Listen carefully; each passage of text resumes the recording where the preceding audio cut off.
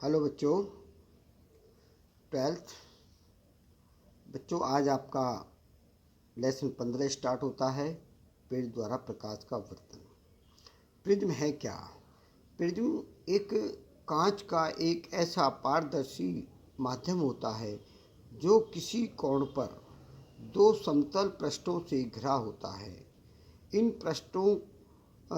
पृष्ठों को अपवर्तक पृष्ठ कहते हैं और उनके कोण को प्रिज्म कोण कहते हैं। इस प्रकार बनी शेप को हम प्रिज्म कहते हैं। तो हमने क्या बताया? यह एक ऐसा समांगी पारदर्शी कांच का माध्यम होता है जो किसी कोण पर झुके हुए दो समतल पृष्ठों से घिरा होता है तथा इन पृष्ठों को अपवर्तक पृष्ठ कहते हैं और कोण को हम प्रिज्म कोण कहते हैं। तो मैं ये समझता हूँ आपको समझ में आ गया होगा। तो मैंने क्या बताया?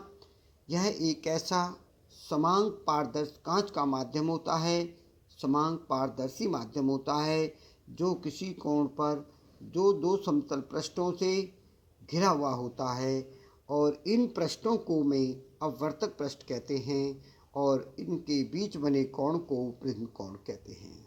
इस प्रिज्म की आकृति कैसी होती है ये मैं आपको यहाँ दिखा रहा हूँ। ये जो आपको साइड में दिखाई दे रहे हैं ये अपवर्तक पृष्ठ हैं। ये जो आपको दिखाई दे रहा है ये प्रिज्म कोण है और ये इसका बेस है। इसका क्या है? ये बेस, आधार। बिना आधार के कोई आकृति नहीं होती, सबका आधार होता है, इसलिए इसका आधार है।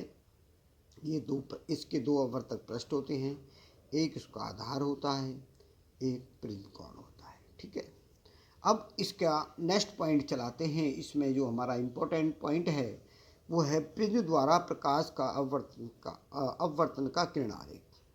हम क्या करते हैं, एक ABC प्रिज्म लेते हैं और इसमें आपतित प्रकाश किरण हमारी PQ होती है।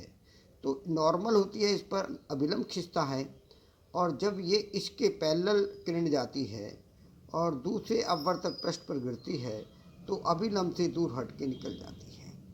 इसे हम प्रकाश का अपवर्तन कहते हैं। NQE और MRE ये हमारे दो अभिलंब हैं। ये और आपतित किरण को आगे बढ़ाते हैं और अपवर्तित निर्गत किरण को पीछे हटाते हैं। उनके बीच जो कोण बनता है उसे विचलन कोण कहते हैं। ठीक है, तो अब हम इसके बारे में क्या लिखेंगे? माना ABC एक कांच का मुख्य परिच्छेद है, प्रिज्म का ABC कांच के प्रिज्म का मुख्य परिच्छेद है तथा A प्रिज्म कोण है।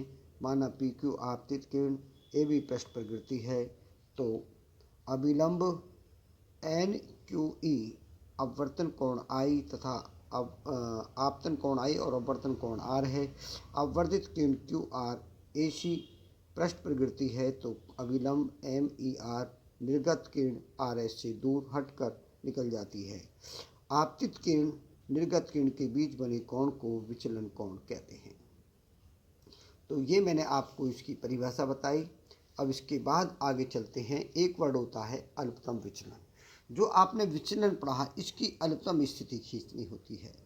तो क्या करते हैं, हम आपतन कोण को x अक्ष पर और विचलन कोण को y अक्ष पर मान करके एक वक्र बनता है। इस वक्र का जो लोएस्ट बिंदु होता है उसे हम अल्पतम विचलन कहते हैं और जो इसकी दो स्थिति होती हैं, एक लेफ्ट एक राइट में, वो I1 और एक I2 होता है या I और I डैश होता है। जब I डैश बराबर हो जाते हैं तो उसे हम अल्पतम विचलन कहते हैं। ठीक, तो अब यहाँ हम इसे कैसे एक्सप्रेस करें? जब आपतन कोण I को x अक्ष पर तथा विचलन कोण डेल्टा को y अक्ष मान करके ग्राफ खींचते हैं तो एक वक्र प्राप्त होता है जिसे I डेल्टा वक्र कहते हैं और एक और केवल एक ही विशेष आपतन कोण के लिए अल्पतम विचलन कोण उत्पन्न होता है। जब आपतन कोण निर्गमन कोण बराबर हो जाते हैं तो उसे विचलन कोण को अल्पतम विचलन कोण कहते हैं। इसे डेल्टा m से व्यक्त करते हैं। इसके बाद आगे चलते हैं बच्चों। अब आगे चलते हैं। अगला पॉइंट है प्रिज्म के अपवर्तनांक का व्यंजक।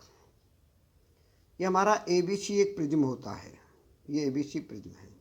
ये आपतित प्रकाश किरण है, ये अपवर्तित किरण है और ये निर्गत किरण है। ये किरण का मार्ग है। जब ये AB पृष्ठ पर गिरती है तो अभिलंब से ANEQ अभिलंब होता है।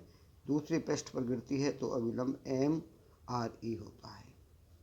तो ये पीछे की ओर हटाते हैं, पीछे की ओर बढ़ाते हैं और ये आगे की ओर बढ़ाते हैं तो हमें विचलन कोण बनता है। तो अब ये हमारा AQER ये हम चतुर्भुज हो गया। चतुर्भुज के सम्मुख कोणों का योग 180 होता है। सम्मुख कोणों का योग 180 होता है। तो ये हमारा 90 तो ये 80 हो गया और चारों कोणों का योग कितना होगा? 360 होगा। तो अब हम ये कह सकते हैं जब आपतित किरण को बढ़ाते हैं और निर्गत किरण को पीछे हटाने पर उनके बीच बने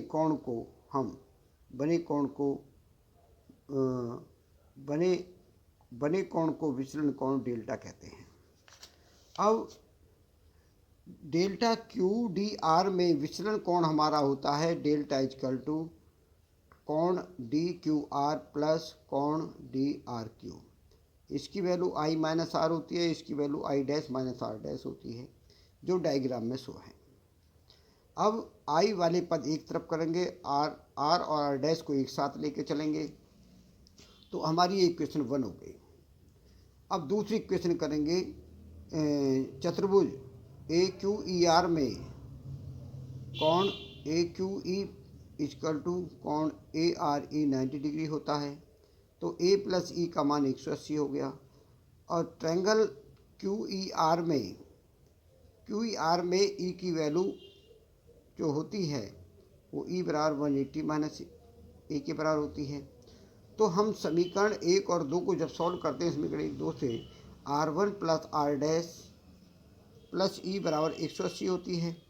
जबकि यहाँ पर E की वैल्यू रख देंगे, E की वैल्यू 180 माइनस A होती है तो 180 से 180 काट देंगे तो हमारा A, तो R1 प्लस R2 बराबर A। तो हमारी एक कंडीशन इक्वेशन नंबर 4 होगी।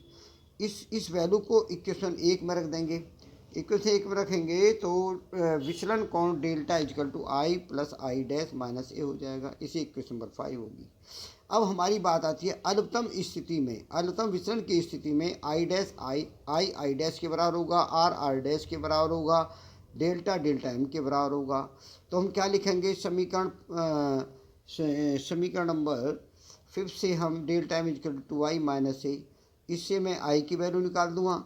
I बराबर डेल्टा M प्लस A/2 हो गया। अब समीकरण नंबर 4 लूँगा। समीकरण नंबर 4 में ये कंडीशन लगाऊंगा तो A इक्वल टू 2R और R इक्वल टू A/2 आ जाएगा। अब स्नेल का नियम मुझे पता होता है, जब किरण एक माध्यम से दूसरे माध्यम में जाती है तो स्नेल का नियम लगाते हैं। स्नेल का नियम होता है N equal to sine I upon sine R। I और R की वैल्यू मैं ऊपर जो निकाली इन दोनों को यहाँ रख दूंगा। तो N इक्वल टू कितना आ जाएगा? N इक्वल टू हो गया sine of delta M plus A/2 upon sine A/2। ये हमारा डेरिवेशन हो गया। इसे आपको तैयार करना है, इम्पोर्टेंट है बोर्ड के पॉइंट ऑफ व्यू, इसे लर्न करना है। तो अब आपको क्या है? कंप्लीट वर्क क्या करना है? कंप्लीट वर्क करना है आपको, पहला।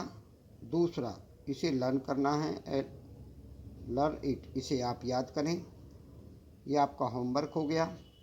डेली का डेली वर्क करना है, ये छोड़ना नहीं है। और स्कूल से अपनी संपर्क बनाए रखना, क्या स्कूल की गाइडेंस है उसके आधार पर आपको कार्य करना है। और ये तारीख आपकी आज 14 हो गई है, मैं आपको ये भेज रहा हूँ, इन्हें आप अच्छी तरह तैयार कर लेना। ओके, इसके बाद यथा समय कल आपकी स्टार्टिंग भेंट होगी। ओके।